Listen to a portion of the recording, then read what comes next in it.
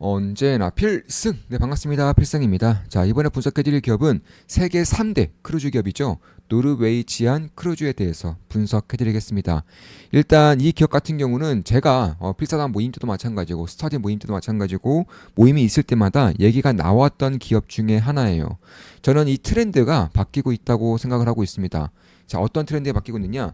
자, 소비자들 혹은 이 사람들이 돈을 어디에 쓰는지에 대해 주목할 필요가 있다고 보고 있어요. 그게 뭐 허세든 뭐 플렉스든 아니면은 본인의 행복을 위해서 혹은 지인들과의 추억을 위해서 쓰는 것이든 그 트렌드가 바뀌고 있다고 보고 있어요. 불과 3년 전까지만 하더라도 돈이 생기면 혹은 돈을 벌면 주로 써왔던 곳들 중에 하나가 바로 소유였습니다. 소유를 위해서 돈을 벌다 혹은 플렉스를 위해서 허세 사실 위해서 돈을 버는 경우가 많았습니다. 대표적으로 뭐 명품 백, 명품 시계 혹은 조금 더 나아가서 이제 뭐 자동차 이런 쪽에 이제 이런 쪽이죠. 대표적으로 뭐 루이비통, 뭐 에르메스 혹은 이제 뭐 구찌 이런 쪽이 굉장히 많았었는데 이제는 한 2년 전부터 바뀌고 있죠. 경험 쪽으로 바뀌고 있다는 것입니다. 그러니까 소유가 아니라 경험이라는 거예요. 그리고 더 나아가서 이 경험 중에서도 최근엔 또 바뀌고 있어요. 어떻게 바뀌고 있느냐? 과거에는요, 이 경험 중에서도 뭐 골프라던가 혹은 뭐 캠핑이라던가 아니면 조금 더 나아가서 이제 오마카세, 그 최근에는 호캉스 이런 쪽으로 바뀌고 있는데 이제는 이런 것들도 좀 없어 보인다는 거예요. 그러니까 SNS란가 혹은 인스타그램에 굳이 이제 오마카세를 안 올리죠. 굳이 골프 치는 모습 잘 안 올립니다. 캠핑도 마찬가지예요. 왜냐하면 좀 없어 보인다. 이런 얘기가, 이런 인식이 조금씩 퍼지고 있다는 것입니다. 이거는 이제 제 주변에 젊은 사람들의 그 얘기를 들어본다거나 혹은 그들의 그런 행보를 봐도 좀 어느 정도 느껴지고 있는 것이고, 이러한 흐름이 한 2년 전부터 이어지고 있었습니다. 이에 따라서 최근의 트렌드는요, 해외여행 혹은 여행, 더 나아가서 크루즈 여행에 대한 관심이 급속도로 올라오고 있어요. 특히 크루즈 같은 경우는 한 2년 전쯤부터 젊은이들, 특히 돈이 어느 정도 있는 젊은이들 사이에서 상당한 인기를 누리고 있는 것은 사실이에요. 이게 2년 전부터 시작된 것이고 최근 들어서는 이제 어느 정도 평범한 젊은이들 혹은 중산층 정도 되는 젊은이들도 크루즈 여행에 대한 관심이 급속도로 올라오고 있습니다. 사실 대한민국은 크루즈 여행이 발달이 거의 안 된 국가예요. 어느 정도로 안 되어 있느냐? 한국에서 출발하는 크루즈 여행은 거의 없어요. 그러니까 뭐 예를 들어서 중국의 크루즈를 타서 일본으로 간다던가 이런 식의 크루즈 여행이 거의 대부분입니다. 그러니까 한국에서 출발하는 것도 없고요. 설사 한국에서 출발한다고 하더라도 한국까지 다시 안 와요. 한국으로 이제 안 내려보내줍니다. 그래서 한국에서 탄다고 해도 일본 가서 내린다거나 그런 식의 크루즈가 거의 대부분인데 그럼에도 불구하고 크루즈 여행에 대한 관심이 급속도로 올라오고 있다. 이거 한국뿐만이 아닙니다. 전 세계적으로 이런 트렌드가 이어지고 있는 것이고 따라서 소유에서 경험도 뭐 골프, 캠핑, 오마카세, 호캉스 이렇게 소박한 것들에서 이제는 해외여행 크루즈 여행 이런 식으로 어느 정도는 돈이 필요한 쪽으로 옮겨오고 있다. 그 목적이 인스타에 올리는 용도든 허세든 혹은 플렉스든 아니면 본인의 행복을 위한 것이든 그 무엇이든 간에 크루즈에 대한 그런 열망, 크루즈에 대한 그런 환상이 이제는 현실화되고 있다. 지금까지는 환상을 품었다면은 이제는 본인이 돈을 벌어서 혹은 본인이 돈을 모아서 크루즈를 이제 가게 되는 현상이 만들어지고 있는 것이고 제가 가장 주목하고 있는 기업은 이제 노르웨이지안 크루즈입니다. 이제 크루즈 같은 경우는 글로벌적으로 세계 기업이 독과점하고 있어요. 시장 점유율이 75% 넘습니다. 대표적으로 카니발, 그리고 로얄 캐리비안, 그리고 노르웨이지안 크루즈 이 세 개 기업이 거의 대부분의 크루즈 사업을 독과점하고 있어요. 최근에는 MSC 크루즈라고 해서 유럽 쪽에 유럽 기반의 크루즈 여행사도 그냥 올라오고 있는데 이게 이 세 개 기업이 파이를 뺏기는 게 아니라 크루즈 시장이 워낙에 커지고 있기 때문에 크루즈 시장이 워낙에 성장하고 있기 때문에 이런 기업들도 추가적으로 생기고 있다. 좀 이렇게 보시면 되겠는데 저는 이 노르웨이지안 크루즈에 가장 주목하고 있습니다. 그 중에 가장 큰 이유 중에 하나가 바로 노르웨이지안 크루즈가 프리미엄급 크루즈를 운영하고 있다는 거예요. 그러니까 지금 보시면 승객 점유율이 9.4%밖에 안 돼요. 근데 매출 점유율이 14.1%입니다. 그러니까 크루즈 여행사 대부분에서 승객 점유율은 9.4%지만 매출 점유율 14.1%라는 것은 그만큼 승객 한 명당 돈을 쓰는 양이 다른 크루즈사에 비해서 훨씬 더 많다는 것이고 프리미엄급 크루즈에 대해서는 이제 노르웨이지안 크루즈가 압도적인 경쟁력을 가지고 있다는 것입니다. 이에 따라서 1인당 높은 매출을 기록하면서 프리미엄 시장에 집중하는 게 노르웨이지안이고 저는 이 프리미엄 시장에 가면 갈수록 밸류에이션 리레이팅이 발생할 수 있다. 밸류에이션 프리미엄 발생할 수 있다고 보고 있습니다. 그러니까 글로벌적으로 저가용품들을 많이 생산해서 많이 판매하는 기업들보다 이런 식으로 프리미엄급 제품들을 판매하는 기업들의 밸류에이션이 훨씬 더 높아요. 이거는 에르메스가 루이비통보다 밸류에이션이 높고요.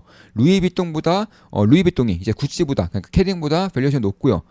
혹은 자동차도 마찬가지예요. 페라리가 포르쉐보다 밸류에이션이 높죠. 포르쉐가 뭐 도요타보다 밸류에이션이 높고요. 도요타가 현대차보다 밸류에이션이 높고요. 이런 식으로 그냥 프리미엄급 제품들을 생산하고 판매하는 기업들은 사실 경제적인 혜자가 매우 뛰어나기 때문에 이쪽에 대한 밸류에이션이 주어지는 경우가 많습니다. 근데 그럼에도 불구하고 최근에 노르웨이지안 크루즈의 주가를 보면은 꽤나 안 좋아요. 지금 보시면은 주가가 상당히 지지부진합니다. 지금 주봉으로 보시더라도 한 3년 이상, 4년 이상이 이런 식으로 꽤나 지지부진한 흐름을 보여주고 있는데 그도 그럴 것이 이 코로나 때 피해를 엄청나게 많이 본 업종 중에 하나 크루즈죠. 그 이후에 주가는 계속적으로 박스권을 그리면서 횡보를 하고 있습니다. 그럼에도 불구하고 다른 기업들은 어느 정도 이제 정상궤도 올라오고 있어요. 지금 보시면 세계 1등의 크루즈 기업인 카니발 같은 경우도 이제 노르웨이지안 크루즈보다는 박스권을 깨면서 상단에 위치하고 있는 것은 사실이고요. 그리고 로얄 캐리비안 크루즈 이것도 이제 프리미엄급의 크루즈 운영하고 있는 기업이고 전 세계 2등 기업입니다. 지금 보시면 코로나 때의 고점을 진작에 벗겨냈어요. 그리고 주가는 대세 상승을 하고 있습니다. 가장 큰 이유 중에 하나가 뭐냐면 그 매출의 성장성, 영업의 성장성이 노르웨이지안 크루즈보다 로얄 캐리비안 크루즈가 훨씬 더 뛰어났다는 겁니다. 그럼 왜 로얄 캐리비안 크루즈에 주목하지 않고 노르웨이지안 크루즈에 투자하고 있느냐? 참고로 저는 노르웨이지안 크루즈에 투자하고 있고요. 현재로서 약 13% 정도의 수익을 내고 있습니다.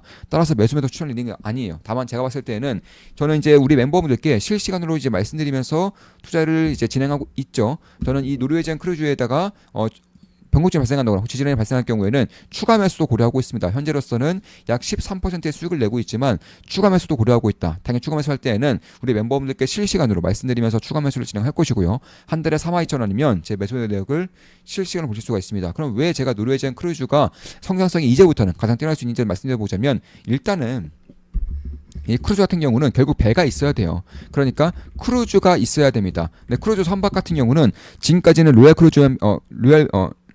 캐리비안 크루즈 그리고 카니발 쪽으로 대부분의 선박이 인도가 됐던 것이고 앞으로 5년 동안 향후 5년 동안은 25년부터 30년까지는 이 노르웨이지안 크루즈가 이제 가장 많은 크루즈 선박을 인도받을 예정입니다. 그러니까 규모가 훨씬 더 큰 카니발이라던가 혹은 로얄 캐리비안보다 훨씬 더 많은 선박을 인도받을 예정이기 때문에 그에 따른 매출액의 성장성, 영업이익의 성장성이 다른 기업들보다 지금부터는 훨씬 더 커질 수밖에 없다는 것입니다. 그러니까 지금까지는 선박에 대한 추가가 없었기 때문에 매출의 성장성이 굉장히 지지부진했던 것은 사실이지만 이제부터는 선박을 가장 많이 인도받을 것이기 때문에 매출의 성장성이 다른 기업들에 비해서 훨씬 더 뛰어날 가능성이 높다. 이렇게 보고 있는 것입니다. 이에 따라서 프리미엄급 크루즈를 가지고 있고요. 선박도 가장 많이 이제 인도받을 것이기 때문에 다른 기업들에 비해 성장성이 더 올라갈 것이고 이에 따라 지금까지는 다른 기업들 대비해서 주가가 상당히 지지부진했다면은 역전 현상이 발생할 수 있다라고 저는 보고 있어요. 프리미엄급 크루즈에답게 결국에는 뭐 엄청나게 큰 워터파크라던가 아니면은 무제한 와인 서비스, 무제한 맥주 서비스, 무제한 위스키 서비스 이런 것들은 기본이고요. 보통 이제 방 하나당 승무원이 최소 한 명은 붙습니다. 그러니까 전문적으로 한 명이 최소 붙는다는 거예요. 이에 따라서 프리미엄급 서비스가 없을래야 없을 수가 없는 것이고 예를 들면 뭐 콘서트라던가 뮤지컬 혹은 최고급 레스토랑도 뭐 기본적인 기본이고요. 이제 메가십급 크루즈 같은 경우에는 레이싱카도 즐길 수가 있어요. 그러니까 카트라이더처럼 레이싱 서비스, 레이싱 엔터테인먼트도 즐길 수가 있다라는 것입니다. 뭐 영화관이라던가 미슐랭급 다이닝 옵션은 뭐 당연히 있는 것이고요. 이에 따라서 결국에는 이 섬을 투어한다던가 혹은 기항지에 내려서 투어를 할 때 이 승무원들이 붙어서 뭐 패키지 여행을 하는 것처럼 한 명씩 붙어가지고 이제 여행을 하는 경우도 많기 때문에 이에 따른 프리미엄 서비스가 가장 잘 되는 이제 크루즈사가 노르웨이지안 크루즈라는 것이고 이에 따라서 다양한 맞춤 서비스가 가능한 것이고 글로벌 수행 경력도 가장 많죠. 프리미엄급에서는 가장 안아주는 크루즈사라고 볼 수가 있습니다. 특히 앞으로 선박 인도 1위 기업이 노르웨이지안 크루즈입니다. 이제 앞으로 10년 동안 13척의 신규 크루즈선이 인도 계약이 되어 있어요. 참고로 크루즈선은 굉장히 비싸요. 우리가 뭐 LNG선 판매할 때마다 와 3,500억 찍었다, 뭐 3,000억 찍었다, 3,800억 찍었다 이러면서 어마어마하게 비싸다 이런 식의 얘기를 하고 있지만 크루즈 선박 같은 경우는 최소 9,000억이에요. 9,000억. 요즘에는 9천억부터 시작합니다. 9천억에서 메가십 같은 경우는 2조가 넘어요. 그러니까 지금 LNG선 하나 팔 때마다 3,500억에 팔고 있죠. 근데 메가십 크루즈선 같은 경우는 2조 정도 됩니다. 1.5조에서 2조 가까이 되기 때문에 어마어마한 가치라고 할 수 있습니다. 이런 것들을 무려 13척을 앞으로 10년 동안 인도받을 것이기 때문에 참고로 노르웨이지안 크루즈 같은 경우는 시가총액이 약 14.5조예요.